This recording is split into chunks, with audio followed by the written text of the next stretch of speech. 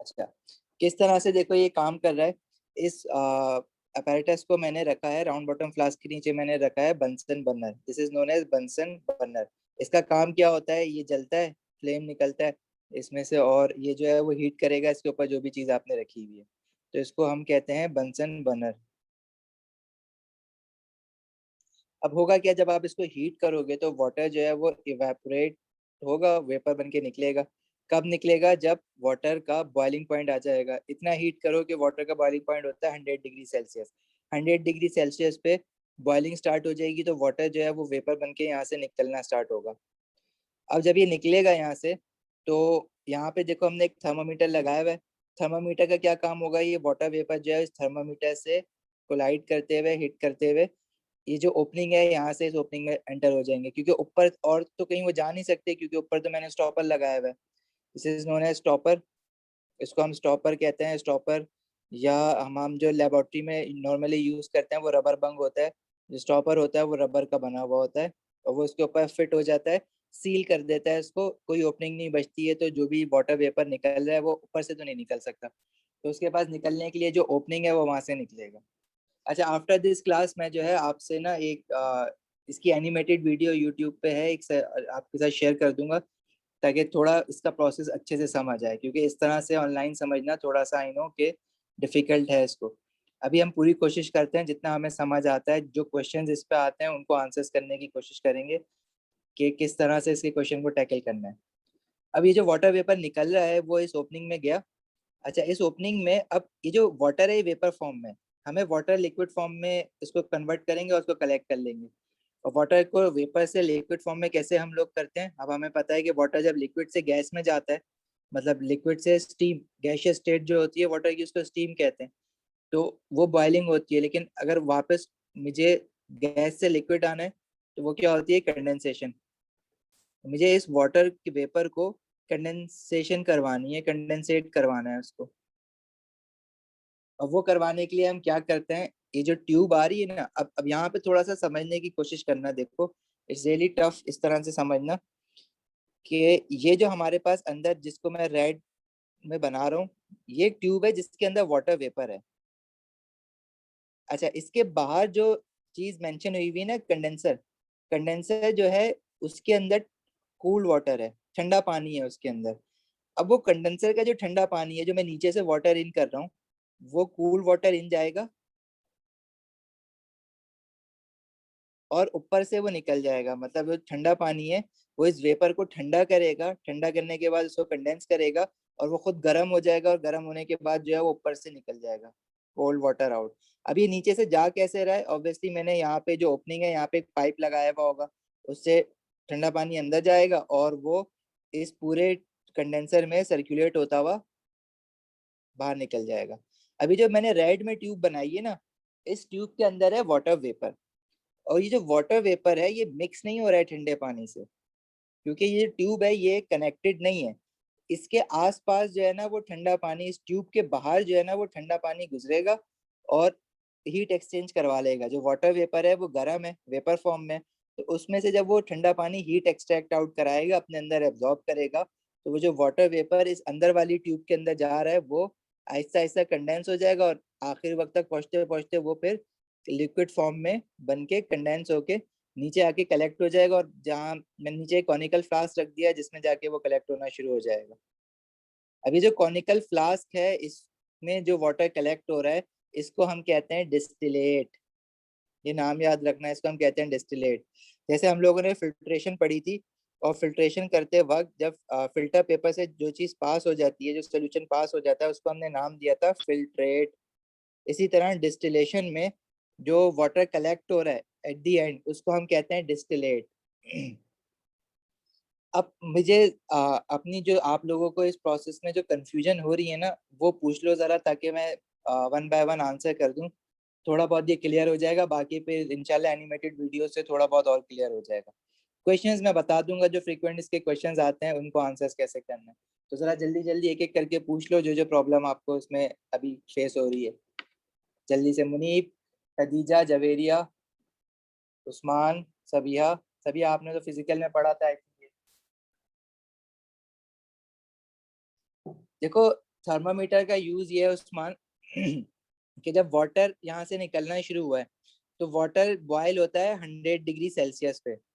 तो जब thermometer temperature 100 degree Celsius show करेगा तो ये बात कंफर्म हो जाएगी कि अब जो भी लिक्विड आ रहा है ना वो वाटर ही है, उसके अलावा और कुछ नहीं आ रहा। फॉर एग्जाम्पल अगर आप पानी निकालना चाह रहे हो और इसमें जो है लेट से इथेनॉल भी मिक्स है, तो इथेनॉल जो होता है अल्कोहल होता है, उसका बॉइलिंग पॉइंट होता है 78 डिग्री सेल्सियस। तो जाहिर है गर्म करोगे तो बॉइलिंग पॉइंट पहले 78 डिग्री सेल्सियस आएगा फिर 100 आएगा। तो अगर इथेनॉल भी थोड़ा बहुत है इसमें और वो अगर इवेपोरेट होके आ रहा है तो थर्मामीटर टेम्परेचर जो है इथेनॉल वेपर का 78 डिग्री सेल्सियस शो कर रहा होगा। तो जब तक 78 डिग्री सेल्सियस पे टेम्परेचर है तब तक यहाँ से जो भी कंडेंसेट आ रहा है ना वो मैं समझ जाऊंगा कि वो इथेनॉल आ रहा है। तो उसको जो मैं कलेक्ट करूंगा वो मैं अलग कलेक्ट करूंगा।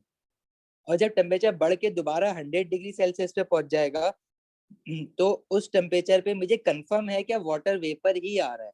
तो थर्मामीटर इसलिए लगाया हुआ है कि in order to ensure that whatever the vapour is coming is of water. सही है। और भी आगे भी थर्मामीटर का मैं यूज बताऊंगा फ्रैक्शनल डिस्टिलेशन में। तो दो तरह की डिस्टिलेशन है हमारे पास, सिंपल एंड फ्रैक्शनल। तो सिंपल डिस्टिलेशन में थर्मामीटर का एज सच कोई बहुत इंपॉर्टेंट यूज नहीं है, लेकिन इसमें भी हम लगाते हैं in order to ensure that whatever the liquid is coming is water because इस टेम्परेचर इज 100 डिग्री सेल्सियस। तो ये हमें कंफर्म कर देता है कि हाँ भाई जो आ रहा है ना पेपर वो वाटर का ही है। अच्छा।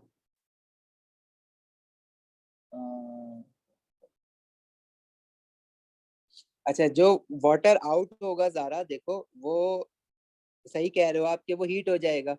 मैंने शायद कोल्ड वाटर लिख दिया है उधर दोबारा। सही, ये कोल्ड वाटर से वार्म वाटर हो जाएगा। मैंने गलत लिख दिया था, सॉरी। तो जाहिर है वो गर्म हो जाएगा क्योंकि उसने ठंडे पानी ने वाटर वेपर से हीट एब्जॉर्ब की है और वो फिर वार्म वाटर बन के बाहर निकलेगा। जी ज़ारा क्लियर हुआ। और कोई? खदीजा, जवेरिया, मुनीब? मुनीब कुछ नहीं पूछना?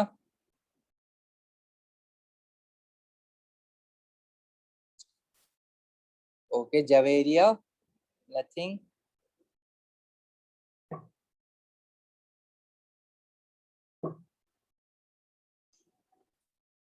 ओके चलो। अच्छा, अभी इसके जो क्वेश्चंस आते हैं ना कि क्या क्या वो क्वेश्चंस पूछता है, तो वो क्वेश्चन पहले तो ये पूछता है कि भाई हो कैसे रहे, तो वो भी अभी हम देख लेते हैं। मतलब लाइन से देख लेते हैं जो हमने अभी बात की है, उसका रिटन आंसर देख लेते हैं कि किस तरह से लिखना है। और अगर वो ये पूछता है कि जो वाटर इन है, कोल्ड वाटर इन, वो नीचे से क्यों डाला है, ऊपर से क्यों डाला वाटर इन, तो उसका एक हमें रीजन पता होना चाहिए। थर्मामीटर का रीजन जैसे इसने पूछा उस्मान ने, वो भी हमें पता होना चाहिए।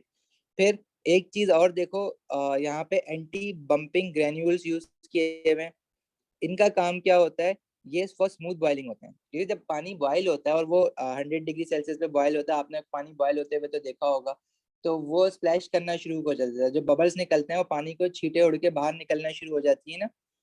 तो अगर ऐसा होगा तो देखो, इस तरह से हो सकता है कि यहाँ से स्प्लैशिंग हो वाटर की, और वाटर वेपर नहीं बल्कि लिक्विड फॉर्म में जो है ना वो स्प्लैश होता हुआ ऊपर आ जाए और थर्मामीटर पे भी टकराएगा और जो है वो यहाँ से भी आना शुरू हो जाएगा। अब अगर वाटर वेपर फॉर्म में नहीं आ रहा, स्प्लैश होके छींटे आ रहे हैं पानी के, तो वो उसमें डिजोल्व सॉल्ट होगा, तो वो डिजोल्व सॉल्ट के अगर छींटे यहाँ पे आ गए तो वो जाहिर है पे दोबारा से हमारा पानी जो है वो प्योर तो नहीं हुआ, H2O तो नहीं है, उसके अलावा भी सॉल्ट भी आ जाएंगे उसमें।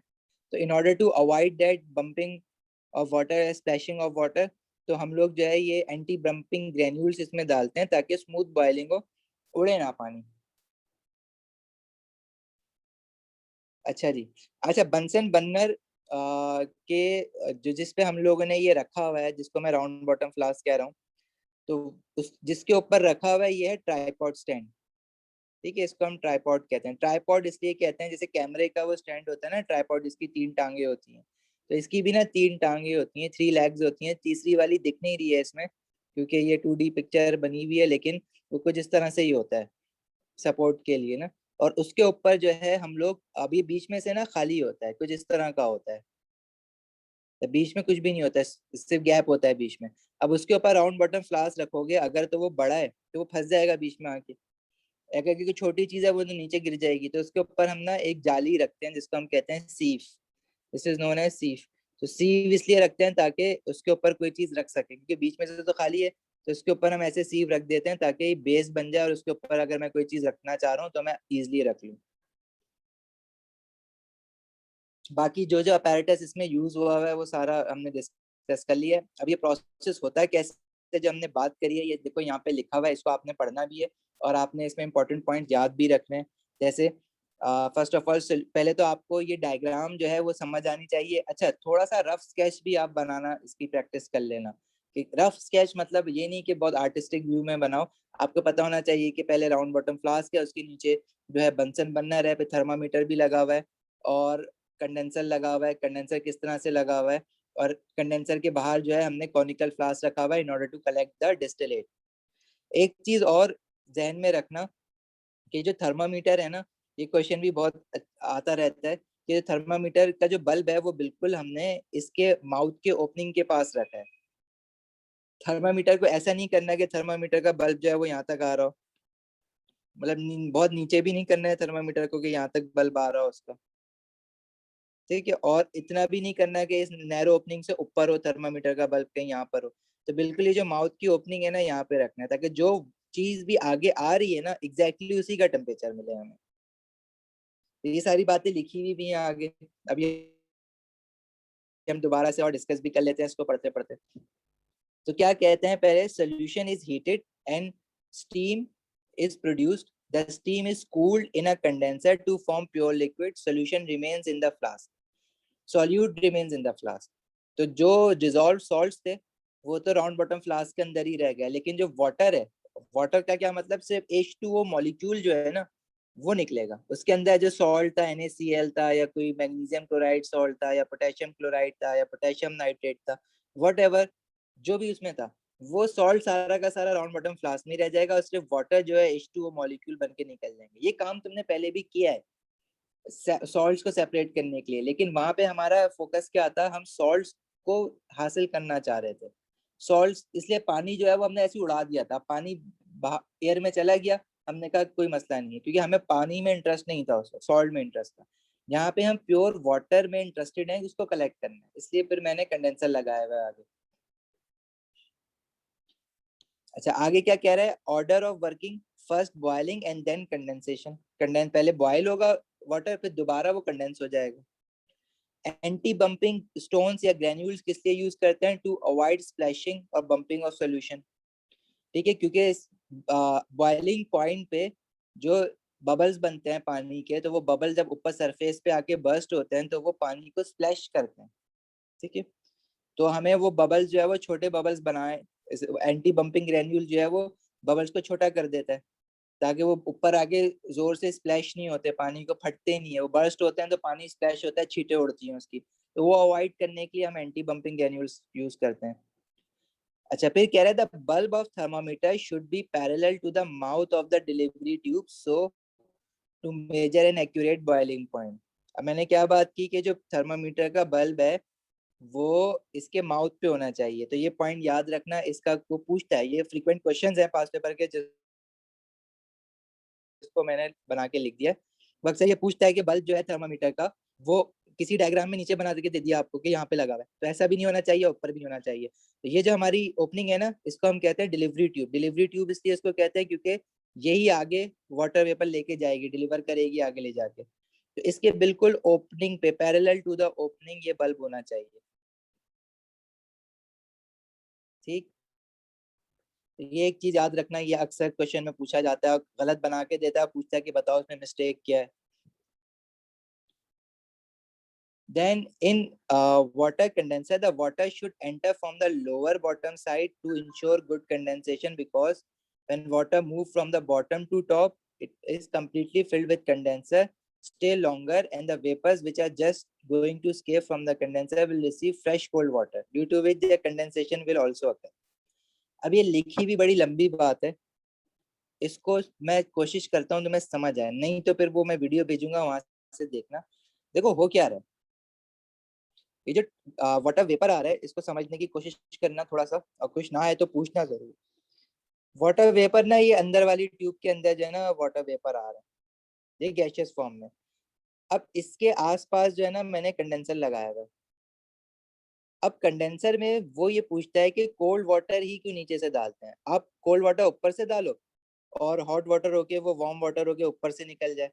ऐसा उल्टा क्यों नहीं करे, नीचे से ही कोल्ड वाटर क्यों डाल लो। तो देखो नीचे से कोल्ड वाटर डालने का रीजन ये होता है क्योंकि जब ठंडा पानी अंदर भरा हुआ है ना एक बार, तो अभी फ्रेश वाटर जो आ रहा है, कोल्ड वाटर, वो नीचे से आ रहा है और वाटर वेपर ऊपर से आ रहा है। तो ये देखो ये जो H2 वाटर वेपर है ये ऊपर से आ रहा है और जो कोल्ड वाटर से ना ये पूरी चीज भरी हुई है और फ्रेश कोल्ड वाटर भी अंदर से आया जा रहा है। तो जब ये वाटर एंटर होगा डिलीवरी ट्यूब में तो सबसे पहले वो इनकाउंटर करेगा कोल्ड वाटर से, फिर वो आगे जाएगा वाटर वेपर और ठंडा होने के बाद थोड़ा और आगे जाएगा तो फ्रेश कोल्ड वाटर के साथ वो इनकाउंटर करेगा, वो पीछे से और मजीद आ रहा है। फिर वो थोड़ा और आगे जाएगा तो और फ्रेश कोल्ड वाटर के साथ इनकाउंटर करेगा। तो इससे फायदा ये हो रहा है कि वाटर वेपर को जो कांटेक्ट टाइम है विद कोल्ड वाटर वो हमने बढ़ा दिया है। अब लेट से यही काम मैं उल्टा करता, मैं कहता कि कोल्ड वाटर जो है हम ऊपर से डालेंगे, तो अब जो वाटर वेपर आएगा तो इसमें देखो क्या होगा। कोल्ड वाटर जब आपने ऊपर से डाला है तो वही कोल्ड वाटर जो है ना, जो एक बार हीट एक्सचेंज करवा चुका है वही साथ साथ चलेगा इसके। ये वाटर वेपर आगे गया, अब यही वाला कोल्ड वाटर इसके साथ साथ आगे आ रहा है, वाटर वेपर और आगे गया, यही वाला इसके साथ साथ आगे आ रहा है। तो वही कोल्ड वाटर है जो कि वार्म होता जा रहा है और वही फिर हीट एक्सचेंज करा रहा है। अब जाहिर है एक गर्म चीज है उसके अंदर हीट एक्सचेंज कराना मुश्किल हो जाएगा, लेकिन अगर एक ठंडी चीज आती रहेगी, फ्रेश फ्रेश ठंडा आता रहेगा, तो ज्यादा हीट एक्सचेंज करवाएगा। इसलिए कोल्ड वाटर हम हमेशा नीचे से डालते हैं और इसका क्वेश्चन जो है वो बहुत फ्रीक्वेंटली पूछता है। कभी कभार डायग्राम गलत बता देता है, नीचे से हॉट वाटर दिखा देता है आपको, वार्म वाटर और कोल्ड वाटर जो है वो ऊपर से दिखा देता है, पूछता है बताओ मिस्टेक क्या है। तो मिस्टेक क्या है कि कोल्ड वाटर हमेशा नीचे से आना चाहिए। तो अभी जरा पूछो जिसको ये चीज क्लियर नहीं हुई है और क्या चीज इसमें क्लियर नहीं हुई है।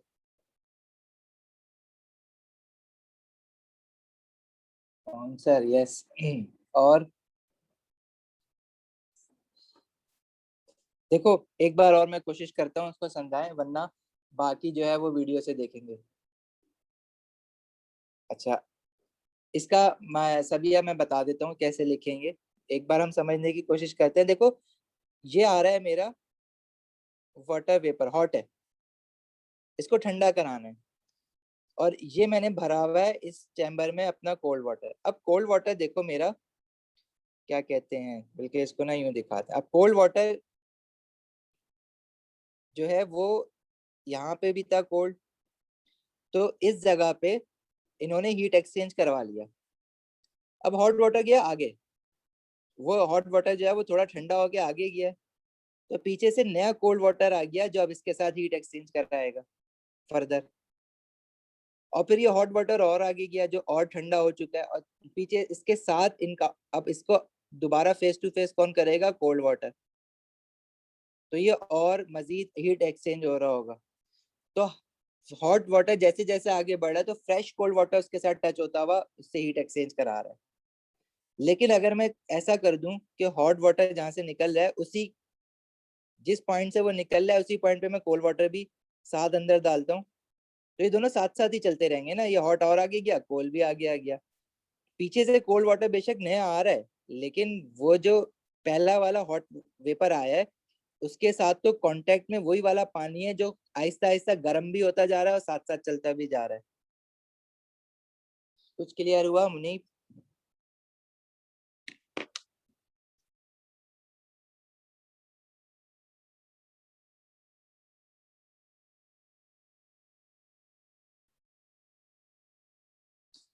अच्छा देखो सवाल इसमें, अब वो ये पूछेगा ना कि कोल्ड वाटर ही अब नीचे से क्यों डालना है, आपने इसको समराइज कैसे करके लिखना है। आपने सिंपल ये बात करनी है कि जब हम कोल्ड वाटर नीचे से डालते हैं तो हीट एक्सचेंज का टाइम जो है वो बढ़ जाता है। कैसे बढ़ जाता है, because now fresh cold water will come in contact with the hot vapour, और जब वो फ्रेश कोल्ड वाटर आके उसके साथ कांटेक्ट में लगता रहेगा तो हमारे पास हीट एक्सचेंज अच्छा होगा और जो है उसका टाइम पीरियड हमारे पास बढ़ गया है। अब इसको समराइज करके मैं तुम लोगों को लिखवा देता हूँ इसका आंसर लिखना कैसे, क्योंकि ये आता रहता है।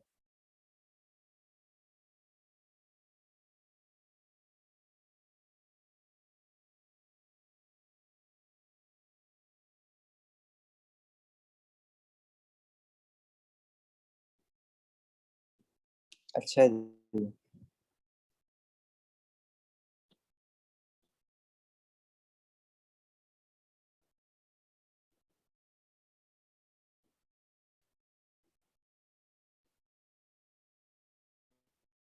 entered from the bottom of condenser in distillation. अब दोनों डिस्टिलेशन में ही ऐसा होगा, सिंपल डिस्टिलेशन में भी और फ्रैक्शनल डिस्टिलेशन में भी, इसलिए मैंने सिर्फ डिस्टिलेशन लिख दिया। चाहे तुम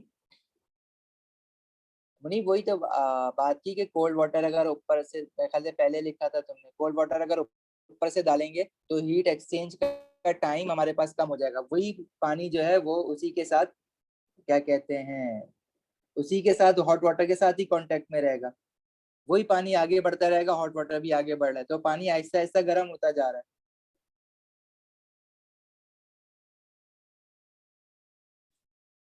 अच्छा बहरहाल इसका आंसर तुम लोग याद जरूर कर लो, क्योंकि ये आता है तो तुम्हें लिख के तो यही आंसर आना है ना। तो देखो, जब तुम कोल्ड वाटर नीचे से डाल रहे हो ना, तो वो सिंपल डिस्टिलेशन में भी है, फ्रैक्शनल डिस्टिलेशन में भी है, और कहीं भी तुम चीज ठंडी कर रहे हो ना, तो हर जगह ऐसा ही होता है। अगर कोई चीज, दोनों चीजें फ्लो कर रही हैं, तो तुम हमेशा जो है उसका काउंटर फ्लो ही करवाते हो।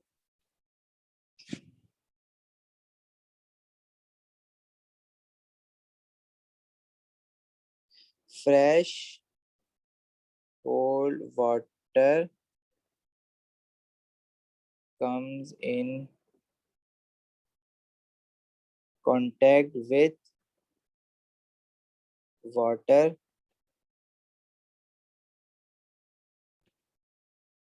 vapor as it moves forward, which improves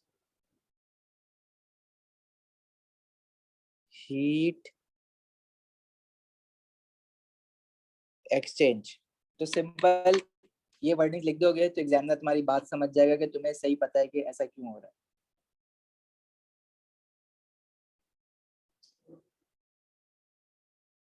ठीक है, चलें आगे।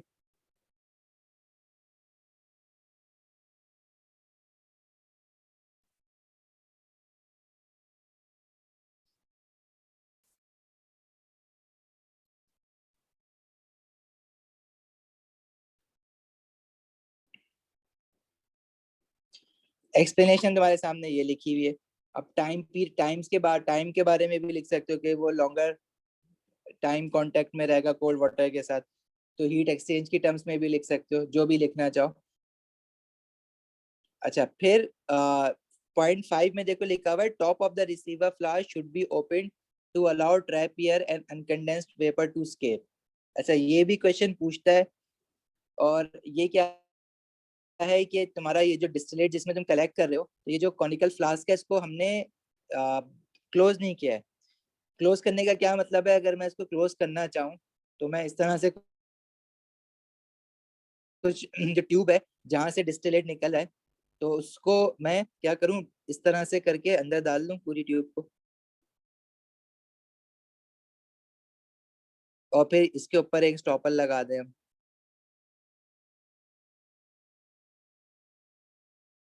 तो ऐसा क्यों नहीं कर रहे, क्लोज क्यों नहीं कर रहे?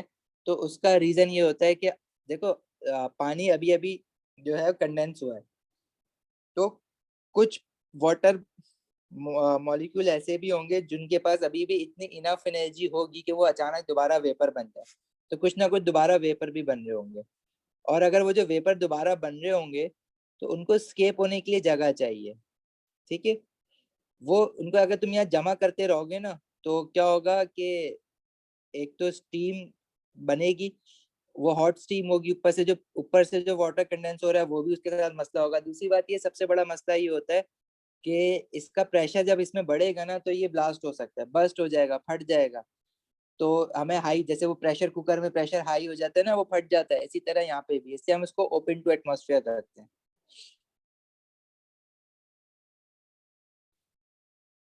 ठीक है।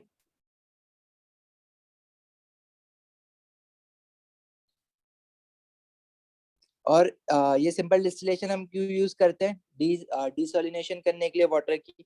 समंदर का जो पानी है उसमें से अगर मुझे डिस्टिल वाटर निकालना है, जो प्योर वाटर होता है ना उसको डिस्टिल वाटर कहते हैं, बात हुई होगी एसिड एंड बेसिस में ना। तो समंदर के पानी में से अगर मुझे सिर्फ प्योर वाटर निकालना है तो मैं ये वाला प्रोसेस करूंगा, इसको हम डिसोलिनेशन ऑफ वाटर कहते हैं। डिसोलिनेशन मतलब सॉल्ट्स को निकालना ना, सॉल्ट पानी में से सॉल्ट को निकालना मतलब डिसोलाइनेशन या डिसोलिनेशन। और उससे जो पानी बनेगा उसको हम डिस्टिल वाटर कहते हैं। अब डिस्टिल वाटर क्यों बनाते हैं उसके, देखो डिस्टिल वाटर बना के फिर हम अपनी मर्जी से उसमें मिनरल्स ऐड करेंगे, मिनरल वाटर बनाने के लिए करते हैं डिस्टिल वाटर। और इंडस्ट्रीज में हम लोग पानी को यूज करते हैं ना कूलिंग के लिए, तो फिर हम वो डिस्टिल वाटर यूज करते हैं। और उसके बहुत सारे रीजंस होते हैं, क्योंकि अगर जो समंदर का पानी होता है या वो वाला पानी जो कि जिसमें सॉल्ट्स होते हैं तो फिर वो रस्टिंग करवा देता है मेटल की, इसलिए हम डिस्टिल वाटर यूज करना प्रेफर करते हैं। जी we can place the tube inside the conical flask, वो मसला नहीं है, लेकिन उसको ऊपर से क्लोज नहीं करना है। अगर ऊपर से क्लोज करोगे ना, और जो वाटर, देखो वाटर कंडेंस जरूर हो रहा है लेकिन वो जस्ट फ्रेशली कंडेंस्ड हुआ है, तो there is a possibility it obviously it happens that some of the water molecules then evaporates again, not all but some। तो वो जब इवापोरेट होंगे तो वो स्टीम की फॉर्म में कन्वर्ट हो जाएंगे, और वो अगर उनको पास स्केप होने की जगह नहीं होगी तो यहाँ पे जो है ना प्रेशर बढ़ना शुरू हो जाएगा। और दूसरी बात, जब ये यहाँ पे ऊपर आके जमा हो जाएंगे तो ऊपर से जो वो आ रहा है, तुम्हारा कंडेंसेट आ रहा है, वो नीचे वो भी हीट गेन करके दोबारा स्टीम बन के यहाँ पे स्टीम बनना शुरू हो जाएगी, तो सारा मसला खराब हो जाएगा ऊपर से नीचे तक। तो हम लोग ट्यूब को जो है वो थोड़ा ऊपर ही खत्म कर देते हैं, और स्टॉपर लगाने का तो सवाल ही नहीं है कॉनिकल फ्लास्क। ठीक है।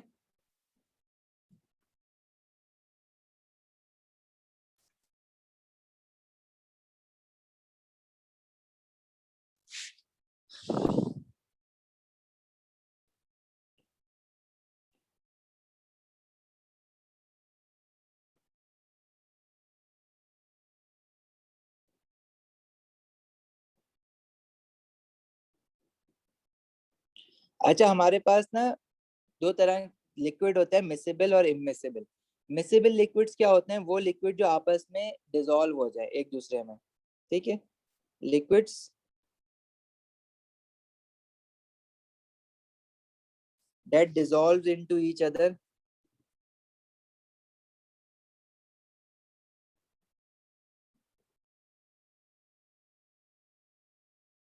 Example, water and ethanol.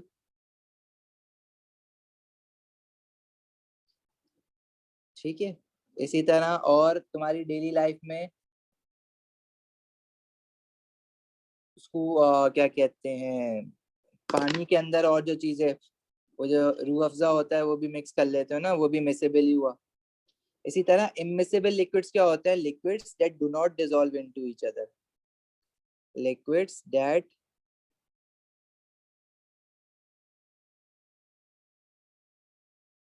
Do not dissolve into each other. और उसकी एग्जाम्पल क्या है? जैसे वाटर एंड ऑयल। पानी में कोई ऑयल डाल दो, पेट्रोल डाल दो या कुकिंग ऑयल डाल दो, तो वो डिसॉल्व नहीं होता, और जो लेस डेंस लिक्विड होता है वो ऊपर आ जाता है। तो इमिसिबल लिक्विड अगर दो हैं और आपने उनको सेपरेट करना है, देखो हम जो चैप्टर पढ़ रहे हैं ना, जैसे सेपरेशन टेक्निक्स, एक्सपेरिमेंटल केमिस्ट्री में हम सेपरेशन टेक्निक्स वाला पार्ट पढ़ रहे हैं। सिंपल डिस्टिलेशन पढ़ा, अभी हम जा रहे हैं फ्रैक्शनल डिस्टिलेशन की तरफ। तो उससे पहले हम लोग ये देखना चाह रहे हैं कि लिक्विड्स को अगर सेपरेट करना है, दो मिसेबल लिक्विड्स को, इमिसिबल लिक्विड्स हैं जो कि डिसॉल्व ही नहीं हो रहे, लेकिन दो ऐसे लिक्विड जो आपस में डिसॉल्व हो गए, तो उनको हम कैसे सेपरेट करेंगे? और ऐसे लिक्विड्स को हम कहते हैं मिसिबल लिक्विड्स। मुनीब कुछ पूछ रहे हो?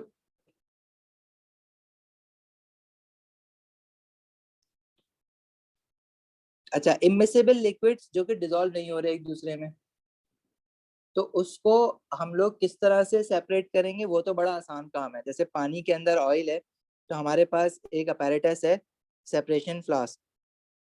वो कुछ इस तरह का होता है, तो मैं दिखा भी देता हूँ उसकी ड्राइंग अभी। तो ऑयल जो है वो लेस डेंस देन वाटर है, तो ऑयल क्या होगा, वो वाटर के ऊपर आ जाएगा और वाटर जो है वो नीचे आ जाएगा। बल्कि ना ये ड्राइंग हम लोग देख लेते हैं, बनी हुई है यहाँ पे, ये रही। ठीक है, तो सेपरेशन फ्लास या सेपरेशन फनल भी इसको कहते हैं। तो this is very easy to separate it out. Water जो है वो डेंसर है, वो नीचे आके जमा हो गया है, और जो ऑयल है वो ऊपर आ गया है। जब आपने थोड़ी देर के लिए उसको छोड़ दिया, तो ऑयल आपको पता है कि लेस डेंस होता है, वो हमेशा पानी के थोड़ी देर बाद सारा का सारा निकल के ऊपर आ जाएगा, और वाटर है वो नीचे। तो ये दोनों इमिसिबल है, इसलिए सेपरेट हो गए। इमिसिबल मतलब जो आपस में डिसॉल्व नहीं हो रहे। क्या है ये? These are immiscible liquids.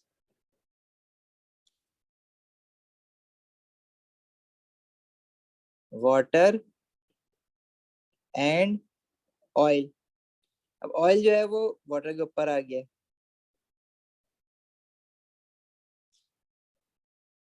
सही है, अब इसको सेपरेट कैसे करेंगे हम?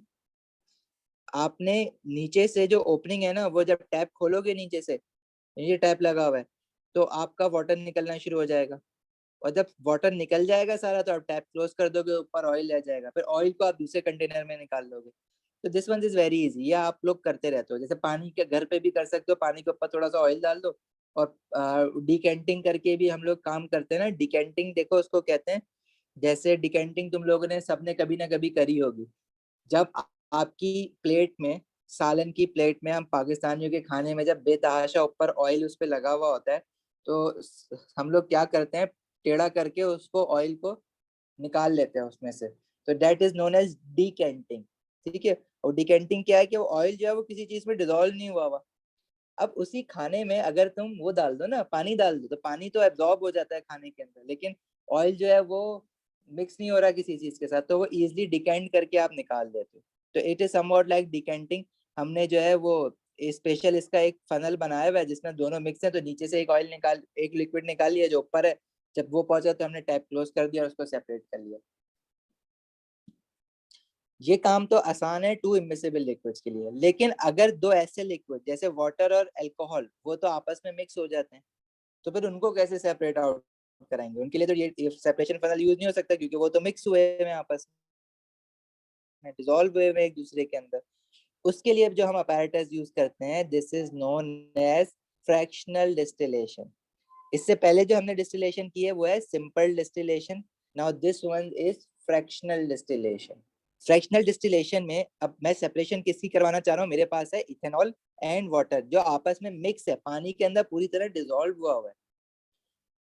तो हम क्या करेंगे अब? सिंपल डिस्टिलेशन और फ्रैक्शनल डिस्टिलेशन का जो फ्लास्क है ना, उसमें बस थोड़ा सा चेंज है। वो चेंज क्या है? देखो, ऊपर भी बना हुआ है ये फ्रैक्शनल डिस्टिलेशन का फ्लास्क, नीचे भी वही बना हुआ है। तो ऊपर वाला देख लेते हैं थोड़ा सा, तुम्हें इजी लगेगा वो। इसके अंदर जो है ना, वो वाटर है और एसीटोन है। एसीटोन भी एक ऑर्गेनिक कंपाउंड है जो पानी में डिसॉल्व होता है। तो क्या करा, इसकी देखो थोड़ी सी 3D डायग्राम है, तो थोड़ा सा शायद तुम्हें अच्छा समझ आए।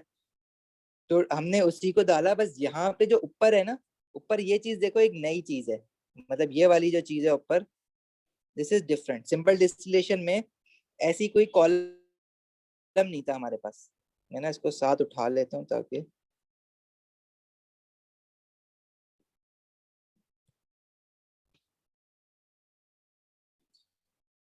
देख लो। सिंपल डिस्टिलेशन में ऐसा कोई कॉलम नहीं था जिसमें यहाँ पे ये फ्रैक्शनेटिंग कॉलम जिसको कह रहे हैं ना, यहाँ पे ऐसा कुछ भी नहीं था, ये खाली थी यहाँ से जगह, फ्लास्क की नेक। लेकिन फ्रैक्शनल डिस्टिलेशन में हम यहाँ पे ना एक फ्रैक्शनेटिंग कॉलम रखते थे। क्या फर्क पड़ता है उससे? सिंपल डिस्टिलेशन में मैं वाटर को निकाल रहा हूँ डिजोल्व सॉल्ट में से, लेकिन इसमें मैं दो मिसेबल लिक्विड्स को सेपरेट आउट करवाना चाह रहा हूँ। तो इसमें देखो होता क्या है, जब आप हीट करते हो, तो एसीटोन जो है उसका बॉइलिंग पॉइंट वाटर से कम है। वाटर का बॉइलिंग पॉइंट 100 डिग्री सेल्सियस है, और एसीटोन का जो बॉइलिंग पॉइंट होता है वो कम होता है, अराउंड 60-50 के करीब। तो पहले जो है वो एसीटोन के वेपर्स बनेंगे, और वो एसीटोन निकलना शुरू हो जाएगा वेपर फॉर्म में, और वो निकल के ऊपर जाएगा। फ्रैक्शनेटिंग कॉलम में बेसिकली है क्या, छोटे छोटे ना बीड्स है। वो बीड्स किसके हो सकते हैं? वो स्टोन भी हो सकते हैं, या ग्लास बीड्स भी आप रख सकते हो। जो उससे होता है क्या है कि जो वाटर वेपर निकलता है ना ऊपर, या कोई भी वेपर, एसीटोन का वेपर पहले निकला है, तो वो एसीटोन के वेपर, अगर एसीटोन का बॉइलिंग पॉइंट आ गया है, तो एसीटोन के वेपर्स तो बहुत ही ज्यादा एनर्जी से निकलेंगे और इन बीड्स से टकराते हुए इनको क्रॉस कर जाएंगे। लेकिन अगर कोई वाटर का वेपर भी निकल के आ गया साथ, क्योंकि वाटर जो है वो बॉयल 100 डिग्री सेल्सियस पे होता है, लेकिन इवेपोरेशन ऑफ वाटर तो स्टार्ट हो जाती है ना बिलो 100 डिग्री सेल्सियस, मतलब थोड़े बहुत मॉलिक्यूल्स तो गैसियस स्टेट में आना शुरू हो जाते हैं। अगर आपने बॉइलिंग और इवेपोरेशन का डिफरेंस पढ़ा है फिजिक्स में, तो हमारे पास उसमें बॉइलिंग में क्या होता है, change of state at a temperature known as its boiling point, और इवेपोरेशन क्या होता है, change of state at a temperature below boiling point. तो वाटर के कुछ वेपर निकल के आना शुरू हो जाएंगे, लेकिन उनके पास बहुत ज्यादा इनफ एनर्जी नहीं होगी कि वो इस फ्रैक्शनेटिंग कॉलम में बीट से टकरा टकरा के क्रॉस कर जाए उसको। वो आएंगे, टकराना शुरू होंगे, एनर्जी लूज करेंगे और वापस नीचे गिर जाएंगे। तो वाटर जो निकला है ना, वो वापस नीचे गिर जाएगा, और जो एसीटोन निकला है उसके पास इतनी इनफ एनर्जी होगी उसके वेपर के पास कि वो टकराता हुआ निकलता हुआ इस ओपनिंग से आ जाए। अब देखो यहाँ थर्मामीटर जो है ना, ये यहाँ पे हमने parallel to the delivery tube नहीं लगाया हुआ, तो दिस इज रॉन्ग, ये ऊपर लगाना है। ठीक है, कि इसका बल्ब जो है वो parallel to the delivery tube है। इसको ना हम इथेनॉल और उसकी एग्जांपल से समझते हैं आगे वाले क्वेश्चन में। जरा यहाँ पे आओ।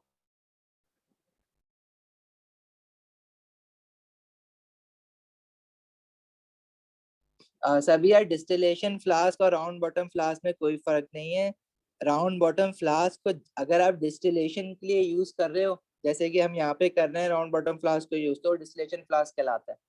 अच्छा, एक लेबोरेटरी में राउंड बॉटम फ्लास्क जो है ना, दो तरह के होते हैं, एक तो होता है शॉर्ट नेक और एक होता है लॉन्ग नेक। ठीक है, तो हम लोग डिस्टिलेशन के लिए ना लॉन्ग नेक वाला राउंड बॉटम फ्लास्क यूज कर रहे होते हैं सिंपल डिस्टिलेशन के लिए। फ्रैक्शनल के लिए तो हमें इसके ऊपर ऑलरेडी दोबारा से फ्रैक्शनेटिंग कॉलम लगाना पड़ता है एडिशनल, तो वो नेक जो है वो काफी लंबी हो जाती है। अब वो शॉर्ट नेक पे भी लगा सकते हो। तो राउंड बॉटम फ्लास्क कह लो या उसको डिस्टिलेशन फ्लास्क कह लो, कोई मसला नहीं है, डिस्टिलेशन फ्लास्क का नाम ले लो, ज्यादा बेटर है यहाँ पे। अच्छा देखो, यहाँ पे मेरे पास जो सोल्यूशन है उसमें इथेनॉल और वाटर मिक्स है। मैंने हीटिंग स्टार्ट की। अच्छा, यहाँ पे जो फ्रैक्शनेटिंग कॉलम है ना, वो कुछ इस तरह से बनाया हुआ है। वैसे अक्सर फ्रैक्शनेटिंग कॉलम जो है वो बीट्स की फॉर्म में, मतलब इस तरह से ना छोटे छोटे इस तरह से बीट्स भी बनाए जाते हैं। मैं बना के दिखा देता हूँ।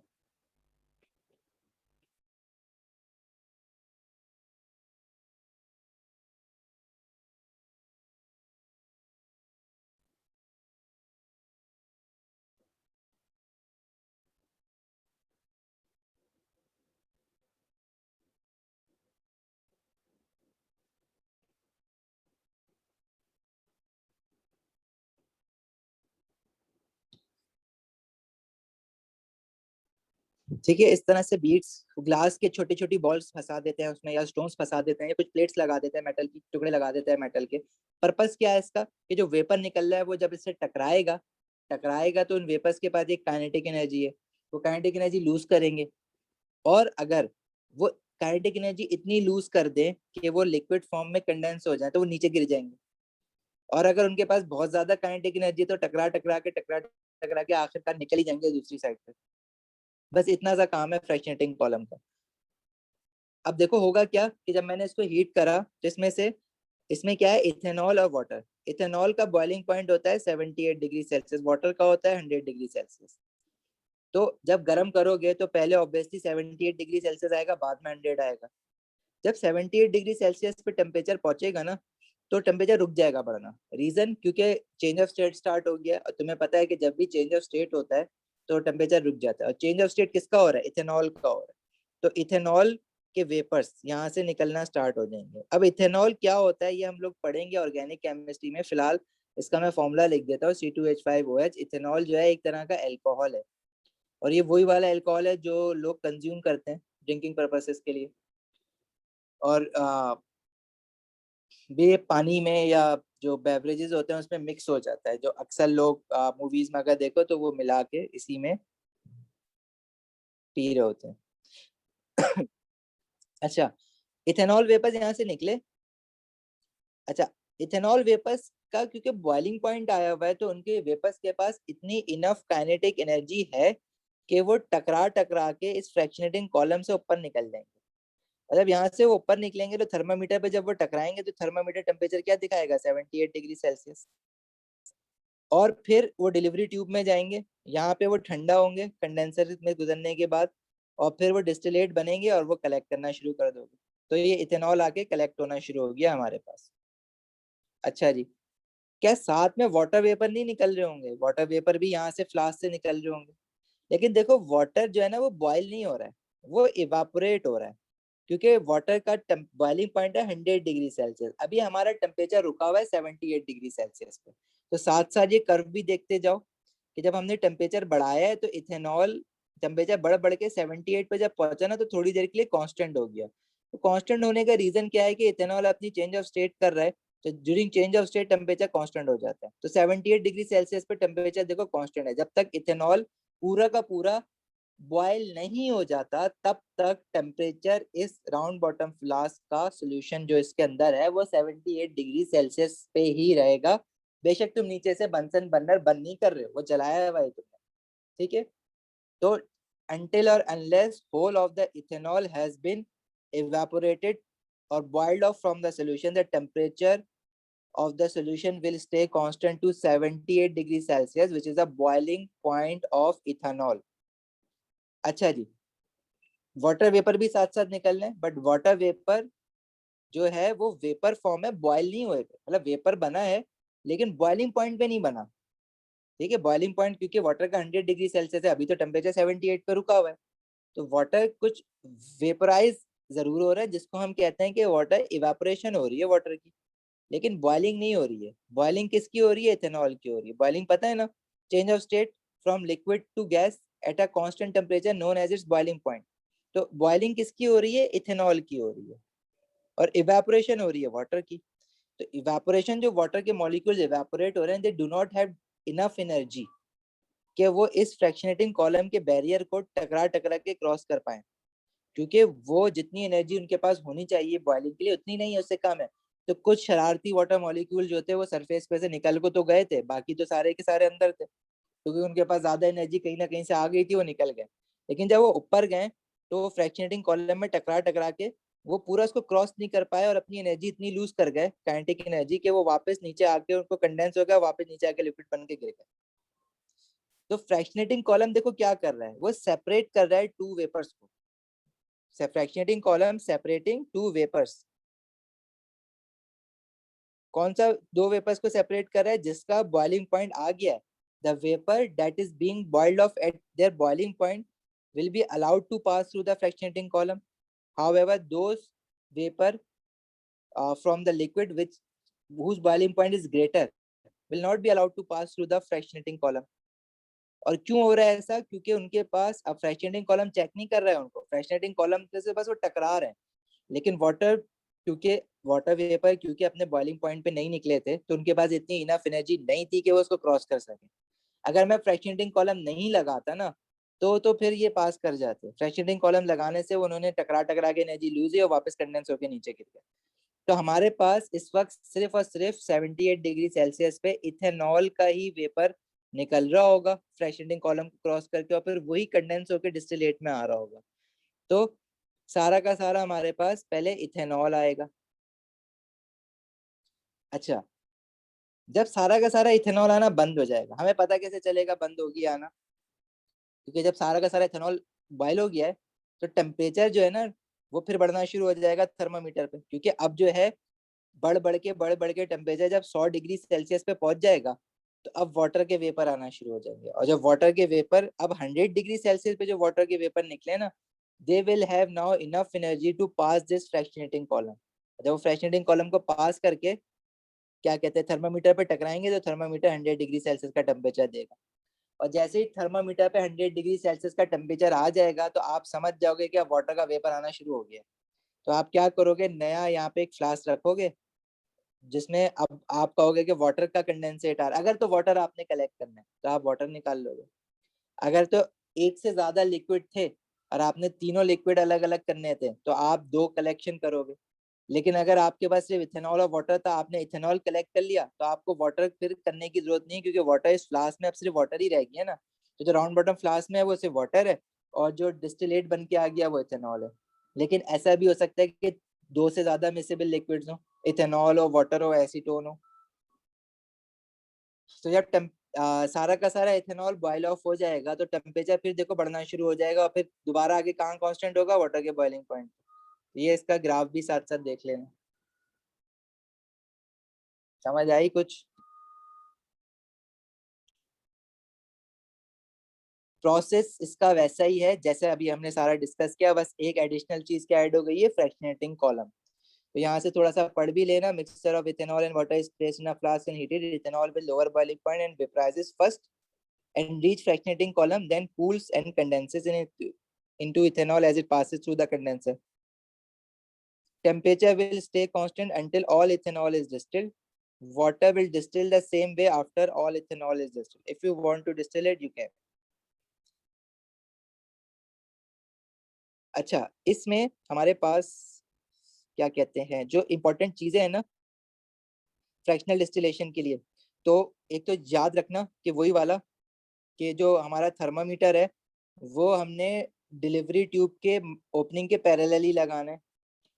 और थर्मामीटर यहाँ पे जो पर्पस हमारा फुलफिल कर रहा है वो क्या फुलफिल कर रहा है कि वो हमें बता रहा है कि कौन सा लिक्विड का वेपर आ रहा है। अगर if a thermometer shows a temperature of 78 degrees Celsius, so until or unless the temperature stays 78 degrees Celsius, it means ethanol is still boiling. However, when the temperature increases to 100 degrees Celsius, this shows all the ethanol has been boiled off and now the water vapor has started coming or water has started boiling. ये बातें ना यहाँ पे भी लिखी हुई हैं। और एक चीज तो ये है कि जो लोअर बॉइलिंग पॉइंट का लिक्विड होगा पहले तो वो सेपरेट होगा ऑब्वियसली, क्योंकि पहले लोअर बॉइलिंग पॉइंट आएगा। When boiling point of particular liquid is reached, the reading on thermometer becomes constant until it is distilled over. तो this shows कि रीडिंग जब तक इथेनॉल सारा का सारा नहीं निकल जाएगा ना तो थर्मामीटर की रीडिंग कांस्टेंट रहेगी। और आपको ये थर्मामीटर से ही पता चल रहा है कि अभी तक इथेनॉल ही आ रहा है। When one liquid is distilled over, reading on thermometer starts to rise and also droplets in the receiver flask stops for a while. In this way, the student comes to know that one liquid is completely collected in the receiver flask. Secondly, fractionation भी question condenser का भी बनेगा कि water in नीचे से क्यों है, water out ऊपर से क्यों है, तो उसका आंसर वही है जो सिंपल डिस्टिलेशन में। और फ्रैक्शनेटिंग कॉलम का क्या काम है, देखो फ्रैक्शनेटिंग कॉलम हम लोगों ने इसलिए यूज किया है ताकि those vapors which has not been boiled off at the boiling temperature will fall back into the solution by losing the energy। और lose energy किस तरह से करेंगे, by colliding with the fractionating column। तो fractionating column basically है क्या, it is packed with gas. सही gas नहीं है, ग्लास बीड्स है, इसको सही कर लेना। दिस इज ग्लास बीड्स, छोटे छोटे बॉल्स होती हैं। which increases its surface area, its function is to condense back the vapors of unboiled liquid। unboiled liquid मतलब that liquid which has the vapor of those liquid which are not coming at their boiling point, which are coming before their boiling point, ठीक है, जिसको हम evaporation कहते हैं। and allow the vapors of the liquid whose boiling point has been reached to pass through। ठीक है, तो एक बार जरा अपने वर्ड्स में भी लिख लेना इन चीजों को, चाहो तो चेक भी करवा लेना। यहाँ पे थोड़ी सी अंग्रेजी टफ हो गई है तो डजंट मैटर, लिख के मुझसे चेक करवा लेना कि ये हमने सही लिखा है या नहीं लिखा। जो तुम्हें आसान लगे ना वो वाली वर्डिंग याद कर लेना। अच्छा, ग्राफ में लाइंस कांस्टेंट क्यों नहीं है, देखो लाइंस कभी भी कांस्टेंट नहीं होती है। वो जो हम लोग फिजिक्स में काइनेटिक पार्टिकल थ्योरी में यूं करके पढ़ते हैं ना, ऐसा कभी भी होता नहीं है। वो बस हम लोग एक जनरल ट्रेंड बता रहे होते हैं। असल में थर्मामीटर की रीडिंग जो है ना वो यूजुअली ऐसे ही चेंज हो रही होती है, क्योंकि जैसे जैसे इवापोरेशन होती है तो टेम्परेचर जो बढ़ता है ना, तो पहले अगर कोई ठंडा पानी रखा हुआ है ना आपने, उसका टेम्परेचर स्लो बढ़ेगा, लेकिन जब पानी गर्म होना शुरू हो जाता है तो टेम्परेचर जल्दी जल्दी बढ़ना शुरू हो जाता है। तो ये बहरहाल इसकी कर्व पे जाने की जरूरत नहीं है, स्ट्रेट लाइन भी बना लो, डजेंट मैटर। आपके लिए बात सही है, हम आपको डिटेल में लेके नहीं जा रहे। दूसरी बात, ज़ारा fractional distillation only depends upon melting point of a substance. No, it is depending upon boiling point. Melting point की तो बात ही नहीं है। हाँ यस, बॉइलिंग पॉइंट। हाँ जी, देखो ज़ारा बॉइलिंग पॉइंट पे ही डिपेंड कर रहा है, और उसका रीजन ये है कि अब लिक्विड है तो उसको सेपरेट किस बेसिस पे करवा रहे हो, because of their difference in boiling point। If you are separating two miscible liquids, you have two or more than two miscible liquids we are separating them in fractional distillation on the basis of difference in boiling point। ठीक है, ये बात आपने ना पूरी चीज summarise कर दी अपने इस क्वेश्चन में। तो दिस सेज के फ्रैक्शनल डिस्टिलेशन में हम अगर सेपरेशन करवा रहे हैं तो वो सेपरेशन हम क्यों करवा रहे हैं, ड्यू टू किस वजह से करवा पा रहे हैं, due to difference in boiling points of miscible liquids. अब अगर कोई ऐसे दो मिसेबल लिक्विड्स हैं जिनका बॉइलिंग पॉइंट सेम है तो आप उसको सेपरेट ही नहीं करवा सकते, फ्रैक्शनल डिस्टिलेशन से नहीं करवा सकते। ठीक है, और फ्रैक्शनल डिस्टिलेशन में एक बार और ऑर्गेनिक केमिस्ट्री के एंड में पढ़ेंगे, क्रूड ऑयल की डिस्टिलेशन फ्रैक्शनल डिस्टिलेशन करते हुए, तो ये वहां पे भी दोबारा आएगा। सही, कोई और क्वेश्चन?